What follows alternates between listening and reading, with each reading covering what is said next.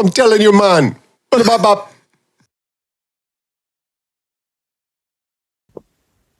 Hey, fam. Welcome back to yet another episode of I'm Telling You. I'm telling you. Ethel is in the house. The green room was effective. We got me, Philly D. Mr. Gemini. Lickety clack, a fact check of Miss JD. Yeah, and as always, please reach out to us. You can hit us up. You can get all three of us at either ITY at directionsinmusic.org, or now we also have the humans at ITYstudios.com, which is, THEHUMANS at ITYstudios.com. Yeah. Or you can get us individually still. You can get GEMINI at directionsinmusic.org. bleep. Yeah, or Philly D, PHY PHILLY. Oh, dude, the green room was so effective. You have no idea. You first time listeners, this is a 30-year plus conversation between me and my bestest friend ever, doing dad quotes, movie jokes, and talking to anybody and everyone. You know, if you want to feel human, come see us. This is how we roll. This is the way it is. And always lately we get guests in the house, and we got one of our bestest ever because he's been on before. This is the return with Mr. Larry Hankin. Dude, the man, the myth, the legend, the white Morgan Freeman, as I coined it the last time, because you're in more stuff than him. You're putting him to shame, bro. Yeah, people. Oh my God. Yeah. No, that's that guy. That is that guy. Yeah. There you go. That's better. Yeah, I can handle that. Yeah. I see what you said. I'm the one that coined it. I'll take all the blame on that one. But yeah, Larry Hankin, welcome back, my friend. How are you, sir? I'm fine now. After that introduction, I can leave right now. That's fine. I'm cool. Age is dust. It is done. Mike's on the out of here. Yeah, that's awesome. Oh, we forgot to hit our sponsor up. Hold on, quick. Yeah, we have a sponsor since the last time you were on. Round Guys Brewing, which we're gonna. Oh, that's what Round Guys is about. Yeah, that's our beer. So we've been sponsored by roundguysbrewery.com, which they ship. Oh, okay. Because I'm thinking Philly D. Roundguys. What the heck is that? It's a beer, right? Yeah, so it's a local craft company here in Pennsylvania on the East Coast, out of Montgomery County. It's a Lansdale. Good.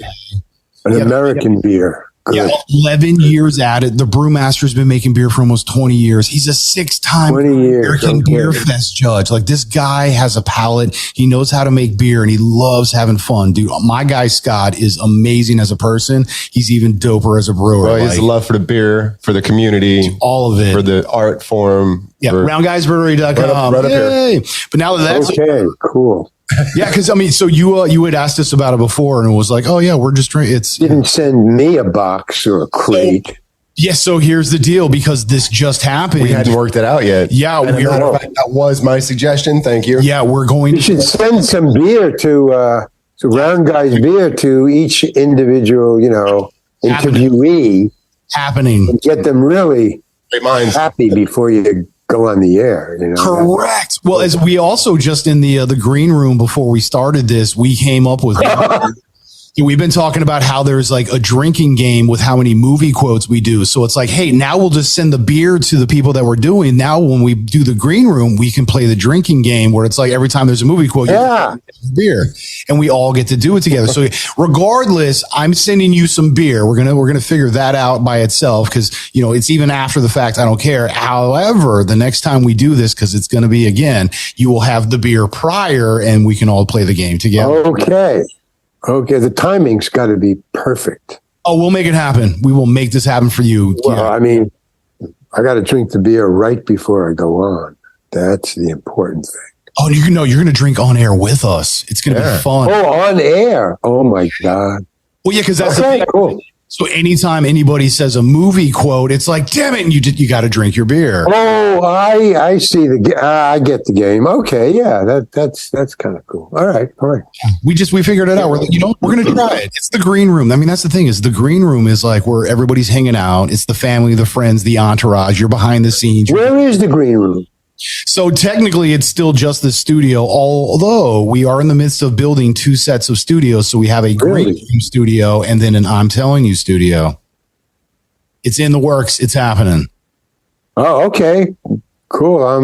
I'm all for you guys. Thanks, I'm bro. all. If you need a vote for the green room, you got mine. Nice. Yeah, well, 'cause technically, you were supposed to do the green room because the last time you were on, you said you would do it with us. But however, we did have some, slight issuing with scheduling. No big deal. But we still made it happen, and we're doing it now. And this Scheduling is the bugaboo every time, man. Every time.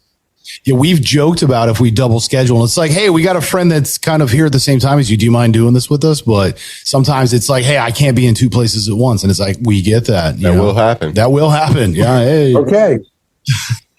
But yeah, no, we want to do the green room and the drinking game with you because that would be awesome. As well as do your art. I've been checking out some of your stuff. I want to talk to you about this. Yeah, We want to see it over here. We want to put that up on our wall and not one of those small $20 prints. So we want to talk about getting something big on our wall where we can just leave it up. Oh yeah, that you need. Well, you go to thereallarryhankin.com and I got 40 different choices. So. Oh yeah, no, since our last show, I popped over and checked. That's what I dig your style. So I'm an OG like California barrio kind of kid. So graffiti is my thing. Oh. So with what you're doing, I'm just like, bro, that's my style. Like I want the sweatshirt on a sweatshirt. Basquiat, you need me and Basquiat. I mean, he's a fence kind of guy. Backyard fences and alleys and stuff. That's He's really good at that. Yeah, but because that's where you would find it. It's when you would just put stuff up. Because I mean, like, there's Banksy. Yeah. Well, Banksy's an amazing. Yeah. And that's very much that same kind of style, but it's like quick throw up spray can. So it's stuff though too. Well, with Banksy, you need a drill. You need a cement drill. You got to take a wall. Banksy is too hard to steal. I just do sides of buildings. Anything that you can't remove. He's very smart, that guy. Have you ever been to Asheville, North Carolina? Not me. No. Well, they have just artwork all over. They let local artists just have sides of buildings. So there you go. Walk down, and it's cool. Art as you walk down the street, and like this little tight knit. What's the name of the town? Asheville.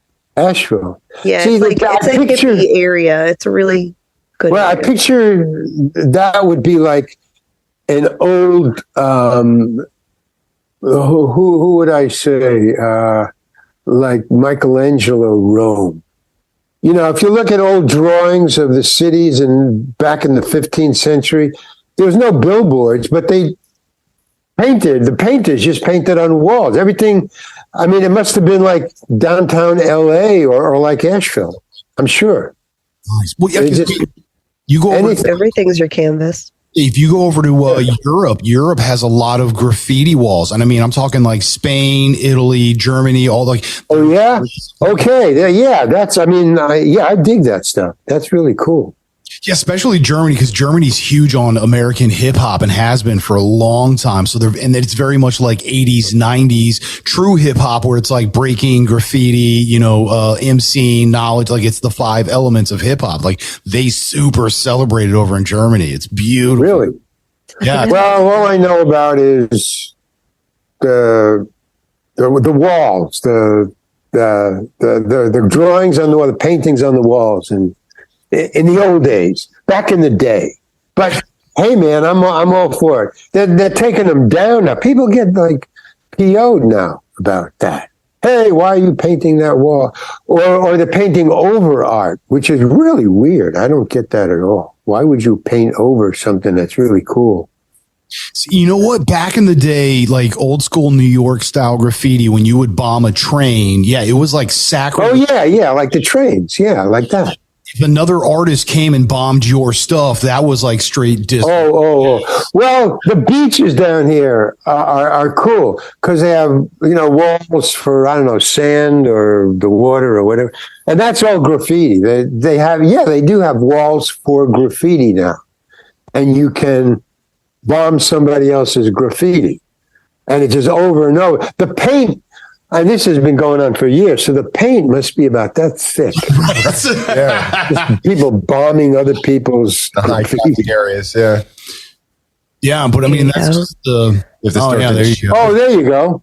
Oh, I just lost. Ooh, just kidding. Oh, that's not the. Where are you? Oh, hey. What? Oh, there you Statue go. at the There you go. Biltmore that you saw that didn't look questionable. That was a statue. There you at the go. Biltmore. I can fix But that. this is just walking down the street. Wow, man, that's great. It's all over. That the must city. have been like old Rome, only it was Raphael, and those guys. But Da cool. Vinci That was Homer Simpson. Wow, look at that. Yeah. Stuff like that where it's. Yeah. And then the trains were the greatest, though. The New York trains were the greatest. That was unbelievable. So That was art, man. They should take one of those cars and put it in the museum. Everything else. I just went to the museum the other day down here in L.A., and they have huge steel walls, about 2 stories high, and about, I don't know, a small city block, and it's just one sculpture. Yeah, it's about two stories high and about a city block big. Wow. On the ground floor of one of the museums. So they should have a train, one of those New York trains. I think that would be cool. But that's just me. That's just I me. that'd be agree. awesome. So me being an old school like 80s cat where hip hop was really starting to get its grounds where you were all about the break-in and the MCing and the graffiti specifically. I'm an old bomb kid. Like I love throwing a Krylon on. Oh, really? Oh, absolutely. I mean, I threw up in the tagging days. I've never seen one of those guys. So that they look like you, huh? They always do it in the middle of the night or something. I walk by, hey, that wasn't there yesterday.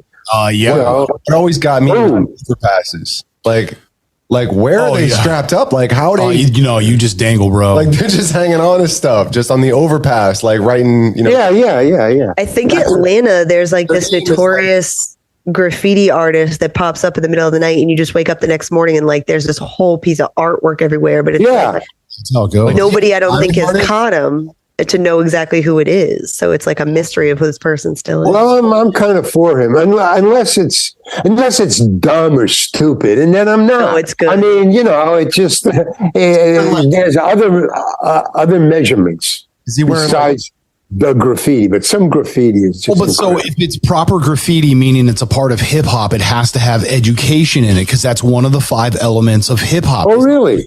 Raise your community with education. Like that's a part of what hip hop means. That's why we say there's a difference between rap music and hip hop.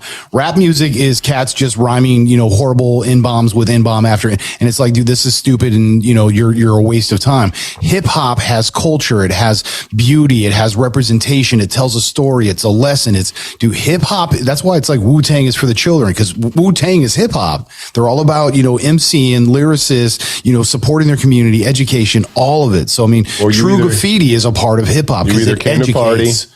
Yeah, I got a message this morning of my twin nieces, like hyper focused, like could not tear them away in a trance to Snoop Dogg's child's videos on YouTube, where he like educates children and toddlers and teaches them he has a song of affirmation and like.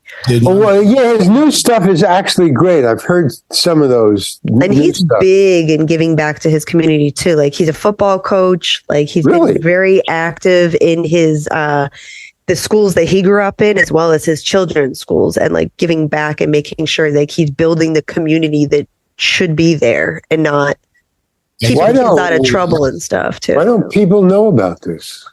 He's got I don't He's got care. a lot of stuff on in his neighborhood, or you guys know. Oh yeah, about it, but because he doesn't in promote. my circle, nobody knows about it, so it's really weird. Because he doesn't brag about it. He doesn't put it out there and promote it. He's just like, yeah, I just. Well, he has documentaries, not documentaries, but like shows on Netflix where it shows you like his. It's not a sitcom. Yeah, there was Well, maybe it's getting out there, man. I mean, maybe because it's certainly needed.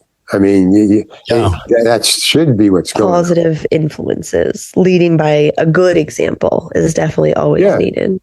Yeah, I mean, I think you told us it was Nick Cannon also goes to like prisons and does like, hey, this is. He takes college classes with the prisoners through Howard University. He sits with the prisoners and takes classes, I think 3 hours a week. It's like one day a week with his entire busy schedule and recording and everything and filming.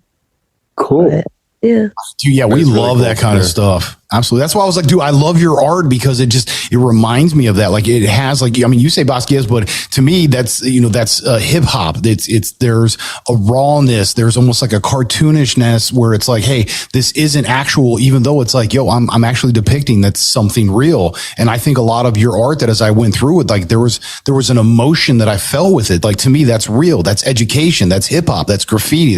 Dude, I love your style, bro. I'll take it. Cool. Great. I like it too.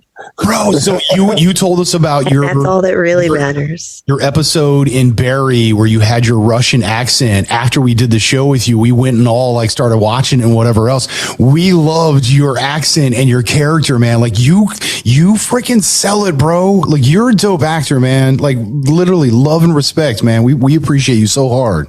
I felt for you. I was like, is his eyes watering? Oh my God, this is so sad. Well, I was not expecting what that's was about really to funny. come. Because they talk a lot about intent, and backstory for actors. I mean, I just didn't want to get fired. That was my intent. Don't get fired. Just, do the best you can under weird circumstances. And being an actor, I consider under weird circumstances. Anything you have to do where you memorize lines in front of a camera and stuff. That's a weird job that I had. I don't do that much anymore, just for friends. But yeah, that job they didn't know what I was doing. They didn't. They really didn't. They told me that. I said, why didn't you direct me? I said to Bill Hader after it was over, because I didn't. And I said, hey, during this entire shoot, with me, when I was in front of the camera and the camera was, you didn't help me at all. You didn't give me any directions, but you were directing other people. Why didn't you talk to me? Because I needed the help. And he said, I didn't know what you were doing, Larry, but it was great. So I just backed off and let you do your thing. And I thought, well, that's a great compliment. But he should have told me that in front. I mean, because I was just nervous as hell doing that until later when I got in took my costume off and was ready to leave. I said, can I ask you one last question? And he goes, yeah. And I said, why didn't you help? So I didn't know what you were doing, man. Well, his exact quote was, me and my partner didn't write it that way. Uh-oh. And I go, what do you mean? He said, well, we didn't know what you were doing. We didn't write it that way, but we just said, leave him alone. Just let him go. It's fine. It's interesting. It works. I mean, that's the whole thing. Either it works or it doesn't. That's the final measure of anything. Either it works. Like, don't do that. Don't do that. Oh, it works. Cool. That's great. Leave it. No, keep it.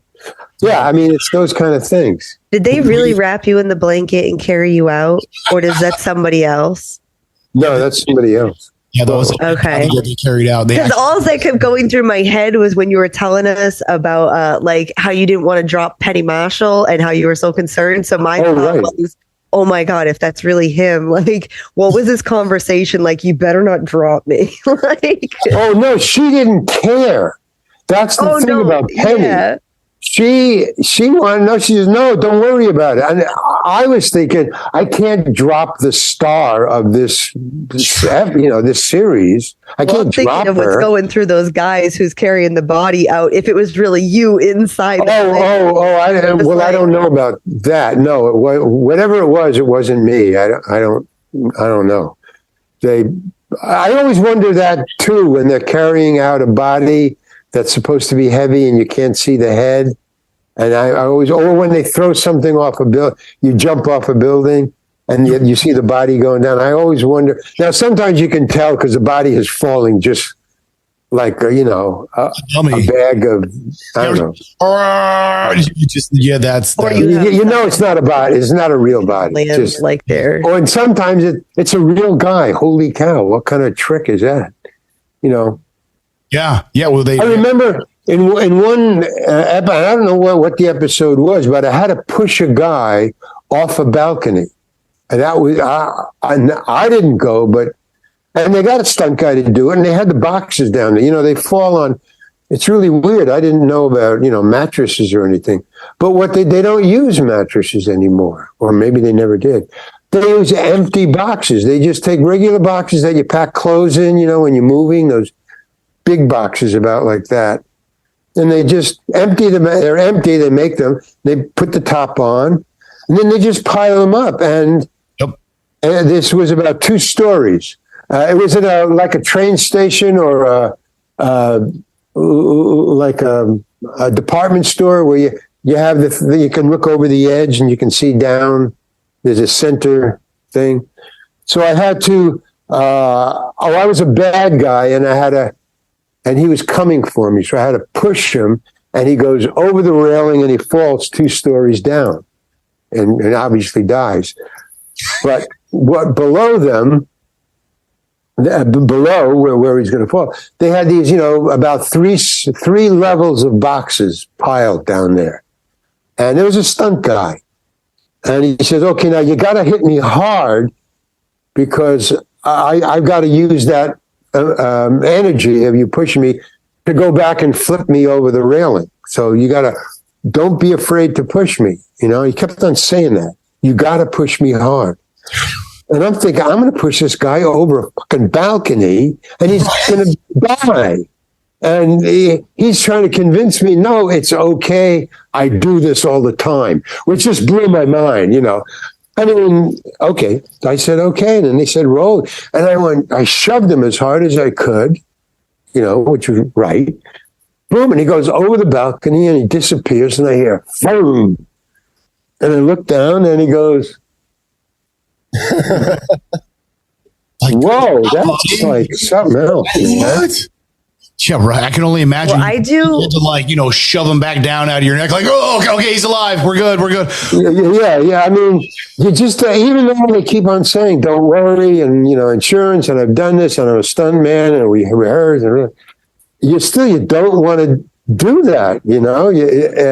You're just pushing a guy over a balcony. And we were like the second or third story, floor, second or third floor. It's a long drop. And he fell perfect, He fell, flat out, just looking straight up, boom, like that. I guess. Yeah, so but it does weird things. Crash pads are awesome. My mind. Crash pads? Oh, well, whatever that was. They were boxes to me, but crash pads are fine. They work. Anything that breaks the landing. Yeah, but I couldn't believe it because he'd say, no, don't worry about it. And I would look over and I'd say, but they're just boxes, man.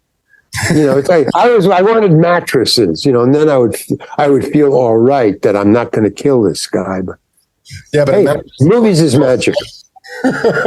Well, no, so I had like the idea of Bruce Willis in Die Hard where he's like, come out to the coast, we'll have a party, it'll be fine. It's just like, yeah, bro, just push me. You're like, oh yeah, I see where this is going. I'm not gonna just push you. You're gonna hit, you're gonna bounce, I don't want to be a part of this. Yeah, dude, I would be freaking out, bro. Yeah.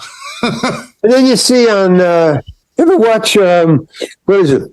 Ridiculousness? Oh yeah, we talk about that. Yeah, Rob Deerday or whatever. Deerdick, yeah. But I mean, sometimes these people, when they fall, or they jump from a balcony into the swimming pool, into the hotel swimming pool, and you're going to miss. I mean, it's just that's nuts. It is ridiculousness. I mean, that always drops my hat. I'm like, please don't not make it in the pool. Yeah, and then they laugh. No, I can't. It's nothing. I've never laughed. But they laugh. I don't get it. But I watch. I watch it. I can't get my friends to watch it. They will not watch it. It's like a drink. And then I feel bad about watching it because my friends won't watch it. And if you do, it's because you sympathize. It's like, it's like when somebody slips and falls on ice. You're like, God, it's like you've done it. No, I think the only thing that gets me through it is, wow, was that stupid? Holy cow! The statement is here. That's really stupid. I mean, but what is that? Ron Deirdre or whatever? Is that his first name? Yeah. Rob or whatever. But no, he never says that's really stupid. It says, well, we cut away because we can't show anybody dying. I mean, that's the only nod he'll give to, well, we think it's funny. Okay. I mean, I'm watching. I can't watch the entire program after a while. But that's what I was thinking I was doing when I pushed the guy over. And these people don't have the stunt guy vibes. They just do it. So, here, hold my beer. That's how everybody. Yeah. Hold my beer and boom. Yeah, right. Hold my beer. Oh crap! No, get the camera. Yeah, no. What's this button do? Yeah, what's this button do? Oh yeah, yeah. No, but that goes back to America's Funniest Home Videos with Bob Saget. I mean, that's pretty much the homage to here, hold my beer, and then somebody turns the camera on. It's like, oh, this is not going to end well. And somebody, yeah. Well, he was funny, but I could never watch if it went bad. He was cool. Bob Saget. Bob Saget was cool. He's in freaking Full House for crying out loud. Danny Tanner, come on. Yeah. Who doesn't love? Well, it's TV. The TV makes it okay. If it's on TV, it's okay. That seems to be the mantra. Hey, it's on TV. How bad could it be? The thing is that people are submitting their own misfortunes to be televised and like. I guess. I wonder if it's the guy who's filming it. Does he put it up? Or does he ask the guy whose face is in the mud, or he lands on his face? The skateboarder who wants to go down on the rail, Well, see, America's Funniest Home Video was either the mom or the dad that had the camera. Now with TikTok and whatever else, it's the buddy. It's like, hey, are you okay with this? They're like, it's like, I heard a yes. And they're just already uploading it. Yeah, I mean, it's really weird. It's kind of sad because I can see where I think it's going. It's the Romans had TV before they had TV. I mean, they just used real guys and real knives and real falls and real lions. But it's the same thing, it's just it's on TV, venues. So it's okay. Okay. Anything else we can master? Thanks for bringing the room down, Larry. Gosh. Hey man, I mean, but see, that's where I see it going, and if I do laugh, that's why. It's we got like anywhere from 3 to 500 more years of Homo sapien tricks, and then stupid Homo sapien tricks. That's the old. What was the old term? Bread in circuses. Was it something like that? Bread in circuses or stupid dog tricks. That was Mike Judge's movie, Idiocracy. So the movie Idiocracy, where all of a sudden Idiocracy, all that. I mean, see, to me that's all real, and reality is laughable. Or not real. Ow, my balls. Yeah. Oh, my balls. Yeah, no, that's dude. Yeah, Mike Judge. Well, he's one of my like top 10 directors. Yeah. It's only now that Beavis and Butthead is really coming into its own. Like, I get it now. Office Space. Oh, yeah. Office Space was Mike Judge. Did you ever see the movie Office Space? I don't know. What was it? Who was in it? Office. Oh, it was a slightly less known production. It was one of those like cult classics where it kind of came out and it was like, I did all right in the theaters, and then all of a sudden, like 3 or 4 years later, it's like, how have you not seen this movie? It's one of those ones. But it was a Mike Judge like full on production. Right. What was the name of his movie? Office Space. He's the one that did the Mike Judge movie where Idiocracy. Yeah. If you look at it now, it's not funny. It's just real. I know, right? A little spooky. Yeah, dude, it is. Yeah, it's almost like It's like this is not funny. This is what's going on. Yeah. Really. Again, I joke and people. I don't joke and people laugh. That's why I always say, I was like, that's not funny. And people are laughing. I'm like, I'm not being funny right now. Like, yeah, right. I joke a lot, but like that was an honest statement. I think when he wrote that too, I mean, there was a study done that basically proved the whole theory was that intelligent people have like one or no kids. Yep. Yeah. Right.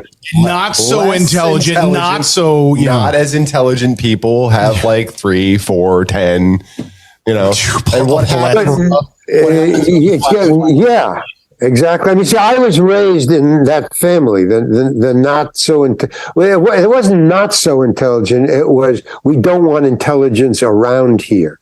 That's what I grew up in. That was the dome over my. Yeah, because that was the irony of your childhood is you had all of these books that were of like highly intelligent, like classics and whatever else.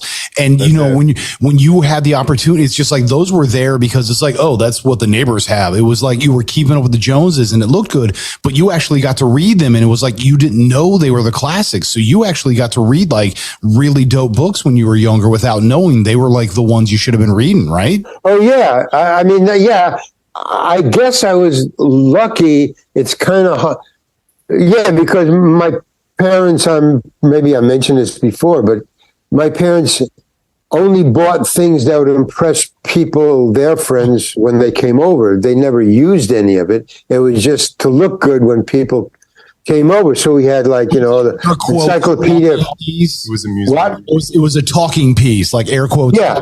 So we had all the great books. The Encyclopedia Britannica. So that's all I read when I was, 5, 6, 7, when you were learning to read comic books and stuff.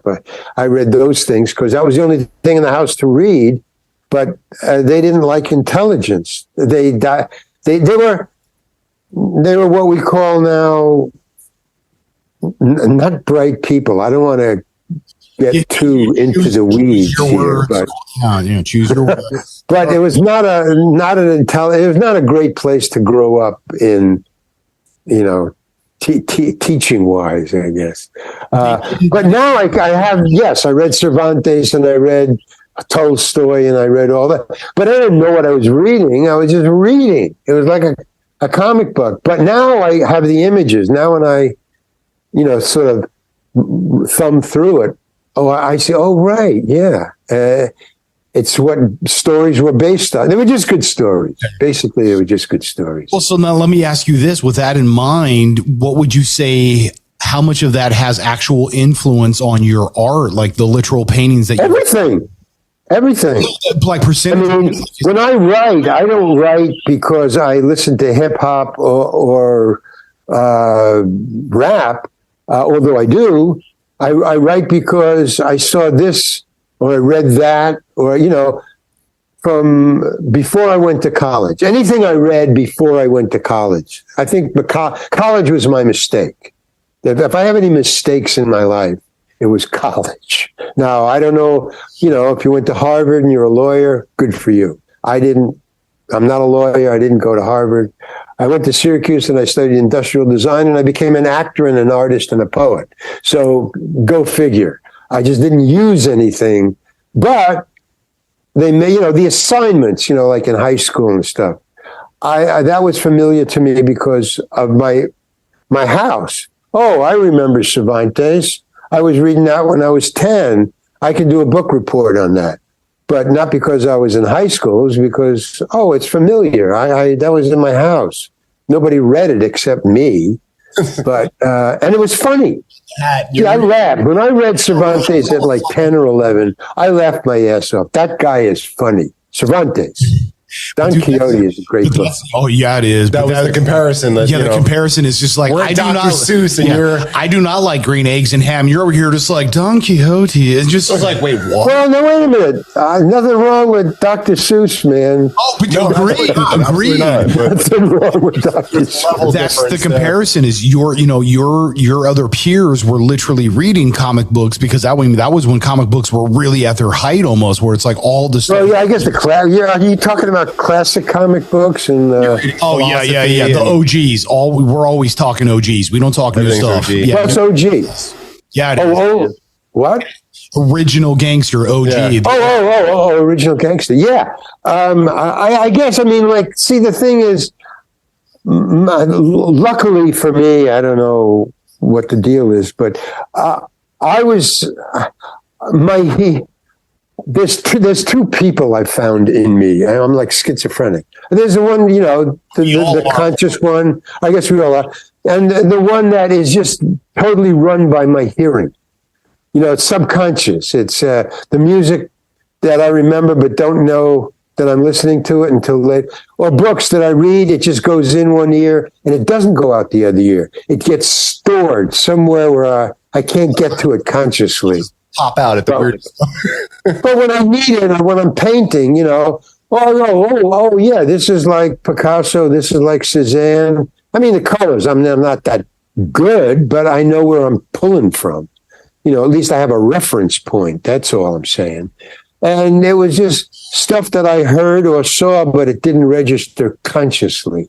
I mean, when I learned to play the guitar, like, do you guys play any instruments at all? I do. Guitar? Okay. Well, I taught myself to play guitar. So now I can, sing and write a song and sing and play it. Oh, yeah.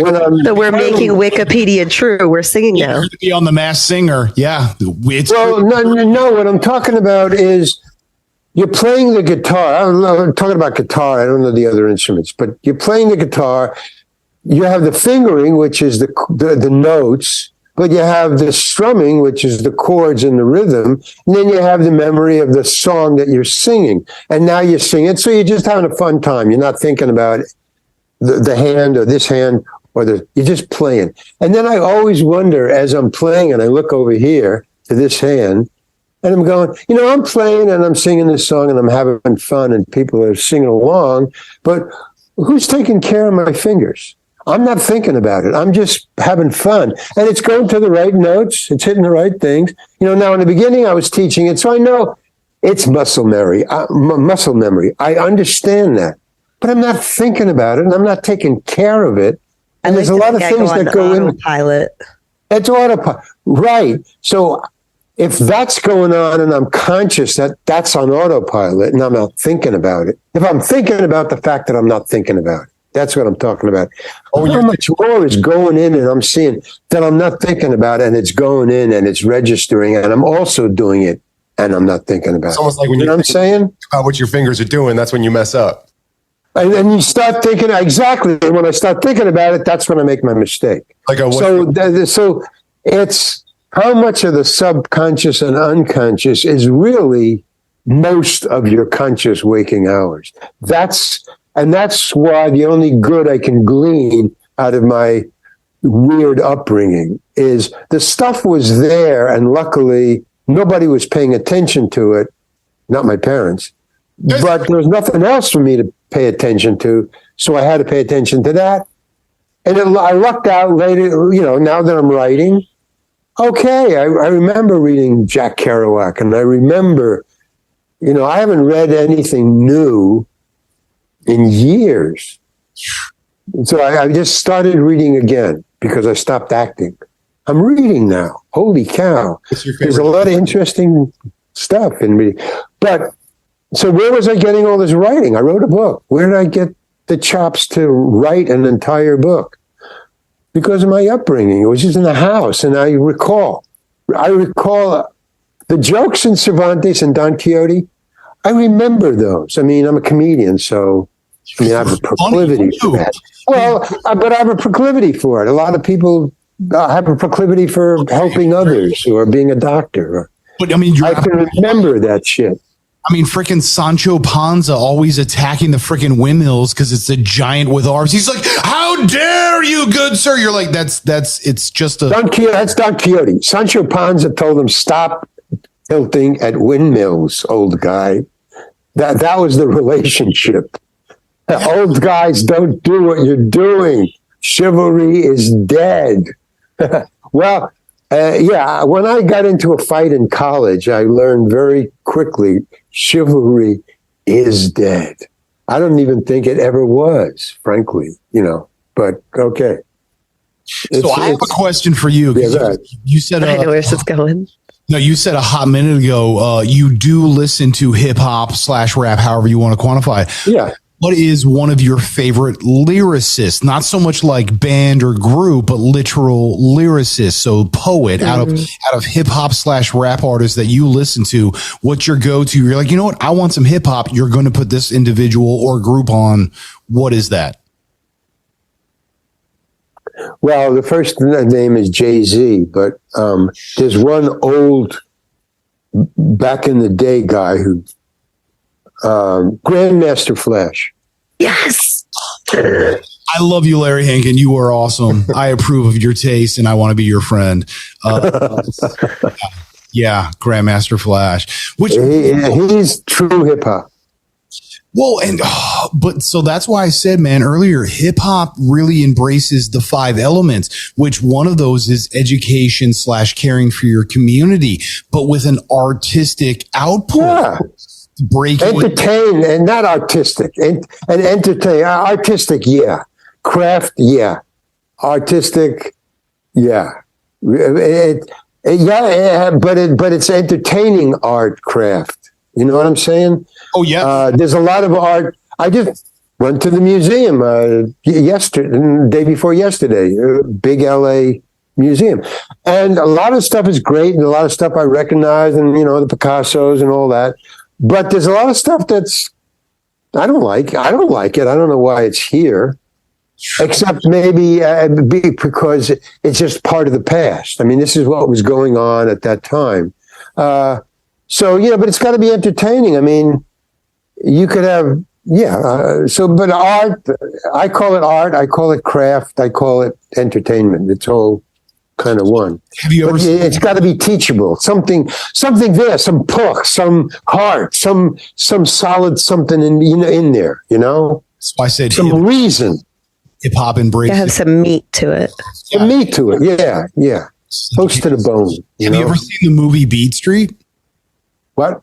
Beat Street from the 80s, the whole breakdancing movie in the New York City where you're talking about like bombing. And what is it called? What street? Beat Street. B-E-A-T, like Beat Street. Oh, Beat Street. No, I never even heard of it. Oh, bro! If you're talking about with your graffiti, with your art style, Bosky, with that style, and liking Jay-Z and things of that nature, you need to watch the movie Beat Street. JD, write a note, please. Yeah, I'm gonna send this to Larry. Where I'm gonna send you you're gonna want to watch this. Hey, you know what? I'm gonna buy you your own personal copy. You're gonna want to have this on DVD, bro. Whoa. Yeah, I got you, JD. Again, right? My own personal copy. Yeah. Like I said it.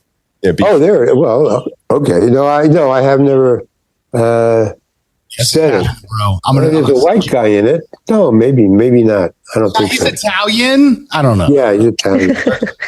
Wild style. Charlotte, it looks like he's French. John. Yeah, Ramon. It does look French. You're right. I agree with you. Yeah, no, literally write this down. I'm on the record. Have it be known. I'm going to send you your own copy of Beats. Okay. I know where you live. Yeah, you do. You better. I mean, I come through. You do. What the? What? No. I got you on Google Maps right now. Don't worry. I know he's just like, go, red team, go. Red team. Oh my God. Yeah, Larry, you're scaring me right now. Do you actually know where I live? Oh my God. Well, I can find out. Wikipedia. So I was like the Russian mob killer, and he was coming out. He's like, I know where you live. You're like, oh my God, he knows where I live. Which, dude, no, seriously. So you're seeing in, I was so captivated. So your cadence and your tempo, because like you said, backstory on your Russian mafia killer person for Bill Hader's, Barry was, I had my family. I'm a liar. I'm this. I'm that. I could literally feel you as this individual, regardless of whatever you think the accent was. I felt your character. I was like, dude, this guy is going through some shit right now. Let it go. And then like I said, I felt bad for you. I was like, wait a minute. I gotta tell you this, man. When I did that, now, I swear, my intent was not to get fired because I hold Bill Hader in awe. I think he's a great guy, a great actor. He's a fun guy. He makes me laugh. He's got it covered. He's one of the ones. Okay. So when I got the job, I auditioned, I got the job, but I wanted to do a good job. So I did my homework. I did what I never do. I never do any backstory or anything like that. I just go in. It's because it's improv. I mean, I did improv for 10 years. You just call it, be a doctor. Boom, you're a doctor. I mean, you don't think about it. You just do it. So that's what I did. Okay. But when I was doing it, I was thinking, I don't want to get fired. But so that's why it was the intensity. The intensity was not to get fired, not I'm into my, he's into the groove. That wasn't it. Okay.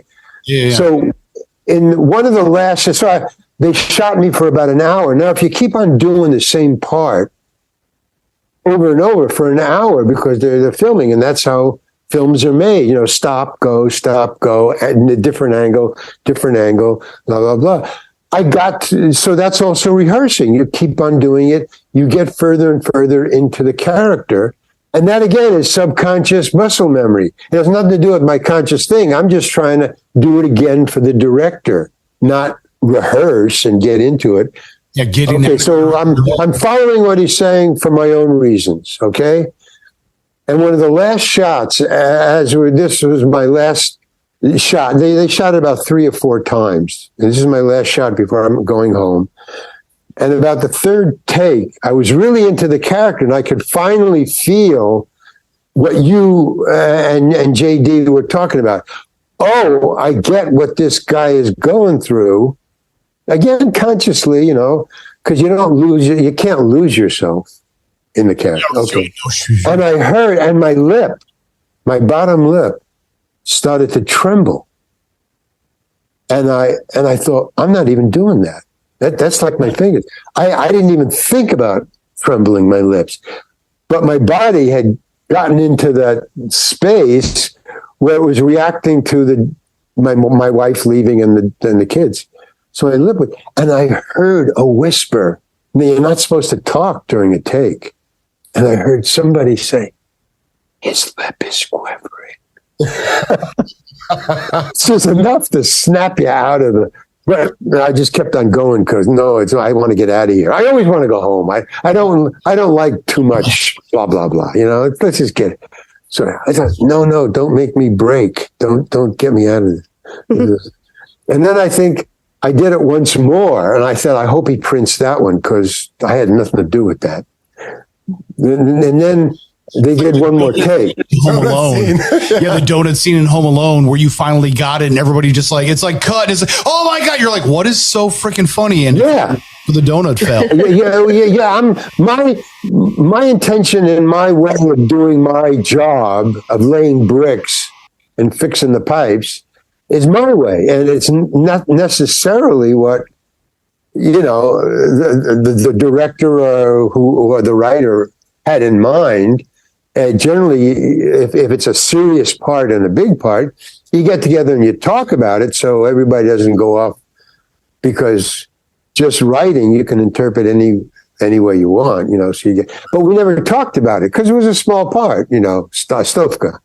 So they just had me do it, and they said, well, that's weird. We didn't write it that way. Let's, and they were smart enough. Bill Hader was smart enough to just keep his hands off and say, yeah, but it's working, so it's not us, but let him do what he wants. But if he would have mentioned that and told me, what the fuck are you doing, Larry? I don't think I could have done what I did, because he would have made me conscious. It would have ruined it. Yeah. It would have, taken. So, and then sometimes it works the opposite way. I did in Escape from Alcatraz. I had a crying scene in my last scene where they escape and I can't get out of jail. I can't break the thing. So I'm left, and so the director came up to me, and it's not in the script, by the way. It's not written. He cries. But the director before the scene came up to me and he said, by the way, because I was playing cards, waiting for my scene to come up. So I was playing poker with the crew who wasn't working on whatever they were shooting while I was waiting. So we were playing cards, and the director comes up and he goes, "What are you doing, Larry?" "I'm playing cards and waiting for my scene." He says, "Well, you got to cry." And that was the first time he had or anybody had mentioned crying in this scene. That would have been good to know. Like, there's no crying in Alcatraz. No, that's baseball. In the green room where I just said that, it's like, oh crap, now I got to drink because he just referenced, League of Their Own. It's like, there's no cry. But, so he came up and he said, "You got to cry." Now, I'm not an actor. I'm a stand-up comedian. So I don't know how to cry. I mean, the technique for cry, I can cry if, my best friend is killed. Okay. But, just as an actor, I don't know that exercise. I don't know how to do that. So he said, "You got to cry." And it shocked me because I go, I said, "How long before I have to cry?" And he said, 2 hours. You got 2 hours. And I go, "Oh, man, I can't do it." I mean, I'm dyslexic to begin with. So I need like 3 days just to memorize real words, but to cry. So I knew I was in trouble, and I thought I was going to be fired. I always think I'm going to be fired. That's why I think I don't want to be fired. I don't want to be fired. So I thought, and he said, "You got to think about not thinking about it." Well, yeah, which is really hard. Don't think about a white horse. You know that old one. Go in a corner and don't think about a white horse. So he said, and he even helped me because he saw the look on my face. He said, "You got to cry." And I go, "What?" He goes, "Well, can you cry?" And it is the first time. So what I said was, "Well, I don't know. We'll see." Because that was like an honest answer. And he goes, "Hey, look, I need you to cry in that scene. So if you can't cry, you better go into your dressing room and slap yourself silly because I want you to cry." And then he walked away. And I go, "Whoa, man." And I thought we were friends, And you're like, "Crap, no, I'm really going to get fired. No, I'm really going to get fired." Yeah. And I thought up until then, because I was there for 3 months. So, I mean, this is my last day. And what happened to the friendship? He's just giving me this. And the other guys who I'm playing poker with are, like, what the fuck is going on here? Because he's hollering at me going, "You got to cry, man." So I went to my dressing room and I did. I started to stop myself. It didn't work. So when I came out, so there's explanation of that Stovka scene. So he says, "You're up. The 2 hours are up." And I go, "I don't know what I'm going to do, And it's like, I can fake a Russian accent. I can't fake tears. I can't make tears come out of my eyes. I mean, I can't do that. So he goes in and he says, "You ready?" And I just said, "Yeah," because I wouldn't cop to it. I wouldn't say, "I don't know how to cry. I can't cry." I just said, sure, fine. So he sat me down. Russian accent? Yeah, I know how to do a Russian accent. Yeah. Can you cry? Yeah. Can you ride a horse? Yeah. Can you throw somebody off a building? Yeah. I mean, you just, what the fuck, you just say yeah, and then you figure it out. So he puts me in the cell. And then I guess everybody had told everybody because everybody started coming around. All of a sudden, everybody could start gathering around. And he put the camera, if you notice it, the camera is only about that far away from my face. I mean, about that far away. Yeah, they didn't. It was a thing. It's right shoved in my face. And he says, "Are you ready to cry, Larry?" And it wasn't like a challenge. It was like, asking another working actor, "Can you cry?" She says, "You ready to cry, Larry?" And I go, yeah, okay. Now I knew I wasn't going to. She says, "Okay, and action, roll it, camera." And he says, "Okay, Larry, cry." And I'm going, and it's not happening. I mean, it's just obvious. And, and there's a silence, and he goes, "Cut." And he goes, "Hey, Charlie, bring it in." He was not even thinking. He goes, "Cut, Charlie, bring it in." So this big guy comes in, part of his crew, the camera crew, comes in. Those old grandma perfume bottles? That's a little glass cut, and it's got a thing with a bulb on the end of it. Yeah, okay. He comes in with one of those, a little grandma perfume bottle, and he sticks it in between the camera, like it's like this, and he sticks it in here. and he just blows it this way. So and this mist goes right by the camera like that. And I start to tear up and I'm crying like crazy. And he says, cut. Larry, great. Everybody applauds. Great, Larry. And then I go, was it tear gas and a perfume? Well, yeah. So, what just happened? I just said that. He goes, cut, and everybody splits, and they go, great. Thank you. One take, and it's done. Thank you, Larry. They break down the camera. And I go, what was that? What just happened? And he said, that's called wintergreen, Larry. And that wintergreen, that bottle, has gotten more actresses Academy Award nominations than anything else in movies. Yes. Cool. True story. So I thought, oh, wow. Man, they're covered for everything. They're covered for everything. Boxes, wintergreen, perfume bottles. But the thing was the perfume, he didn't have a modern thing. He just had, it was like so ridiculous. That's a perfect atomizer, though. And I mean, that's like just as you were doing it, I literally. Yes, it was so fine a spray. It was, yeah, you're right. It was a perfect atomizer. I think if they use a regular spray, like a bug sprayer, it comes out too heavy. You can see it, and it probably would wet your face or something. But this is just a fine mist. It was beautiful, and then you count 1, 2, 3, and just my eyes welled up. They got red and tears are pouring down. Great. Cool. It's all that. It's all cool. See, I just can't get behind it. I can't get into it. See, I can't get locked in. I was passing through. I always thought that because I didn't dream about it when I was a kid. I didn't dream about being an actor. I just fell into it, through friends and making money, and I can do it, and okay. But I always thought it was, I'm passing through here. This is not going to be the end all of what I'm doing.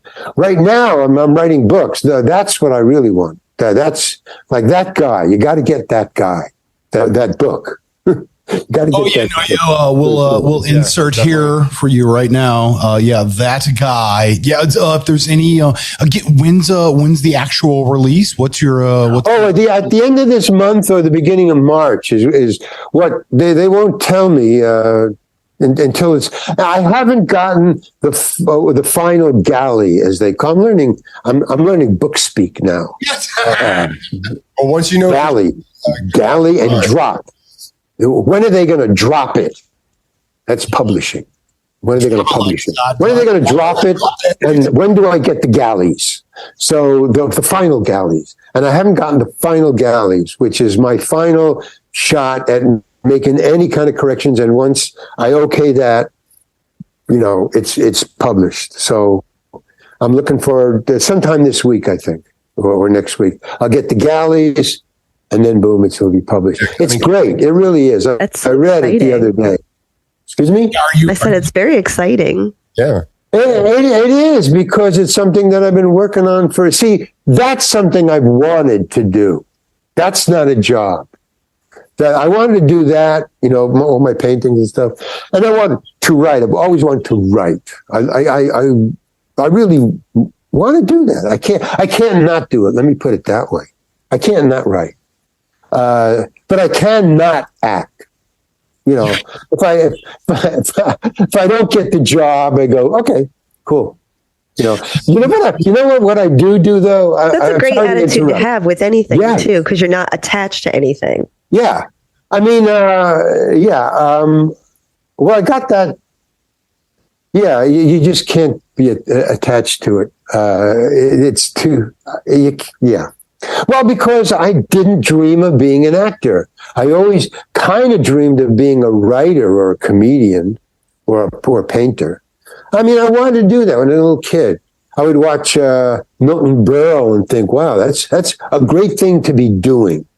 You're there. Eyes in the face. We're going to end up owning 2 pieces of your art. So already, but see, that's why I asked you earlier, especially with the fact that you're, as you're professing, you're more of a writer. It's like, hey, lyrically, who's your favorite hip hop artist? That's why I feel like it's. Yeah, and even more so now. I'm trying to get back. I'm trying to get back into it like when Grandmaster Flash was around, because I do watch the news. I cannot, for some reason, I don't know why. For a long time, I couldn't read any books. I mean, for years, it was, the dyslexia, I thought. Maybe it was not.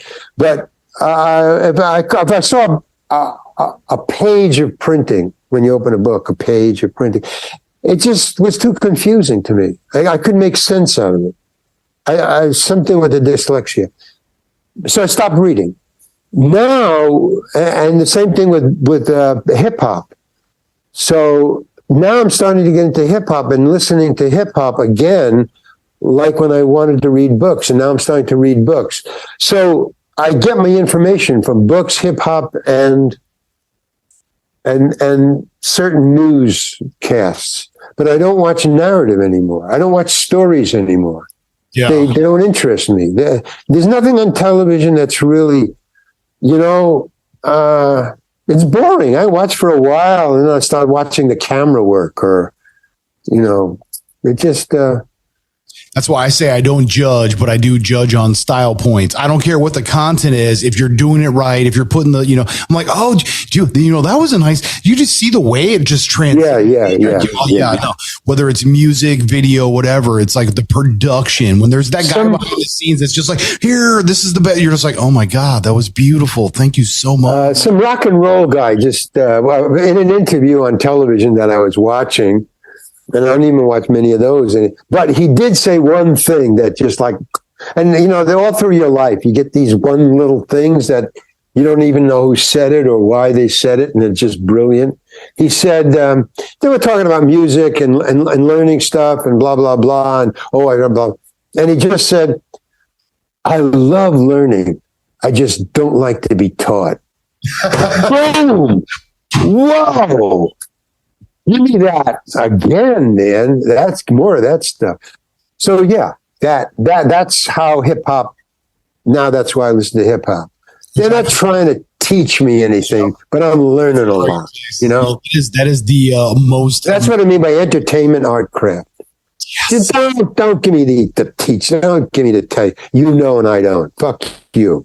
Just make it entertaining, and I'll see that I need that. Absolute perfect place for us to wrap this up. Cool, man. Yeah, we're going to shameless plug real quick. So if you want, by all means, where can people find you? Where do you want them to go? Do that real quick. Give them the whole spiel.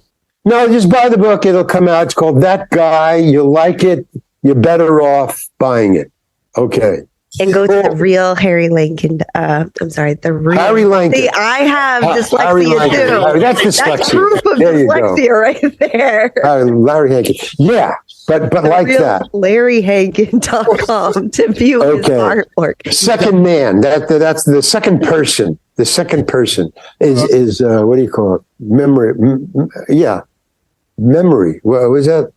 Physical memory? Whatever. I don't know. Anyway. Cool. Thank you, guys. It was a great show. Muscle memory. I like talking about it. So Larry Hankin, the real Larry Hankin, that guy, we're going to pop all that right here, as well as our sponsors too, RoundGuysBrewery.com. Gotta check us out. Yeah. I'm going to send you beer. I'm also going to add in Beat Street. I might throw a second movie in there. We're going to talk. We're going to get art on our wall, all of that. Score, man. Am I scoring on this interview, boy? They're sending me Larry, shit. I do have a request. I want a T-shirt. I want new shoes. I got you on the T-shirt. Okay, cool. It's happening, bro. RoundGuysBrewery.com. They ship. We got amazing inventory, always stuff in stock. They promote us doing our thing, talking to amazing people like you, which is great. Which, if you want to continue the conversation, which we would absolutely love, we now have two. We got ITY at directionsinmusic.org, or you can get The Humans if you want to talk to real people, because if you want to feel human. Homo sapiens. Yeah, dude, The Humans. THE. You got Jesus Lord. The green room was great. THEHUMANS at ITYstudios.com, as well as individually. GEMINI at directionsandmusic.org. Bleep, Lord, bleep. We love you, Bill Hader. Or Philly D, PHILLY at directionsandmusic.org. But yeah, Philly D, Mr. Gemini, and Miss JD. Thank you. Thank you so much. I'll see you later. Okay, buy the book. That guy. Okay, I'm gone. Okay, if I can figure out how to get off here. Boom.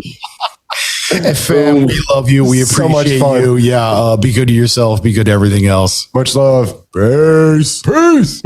Peace.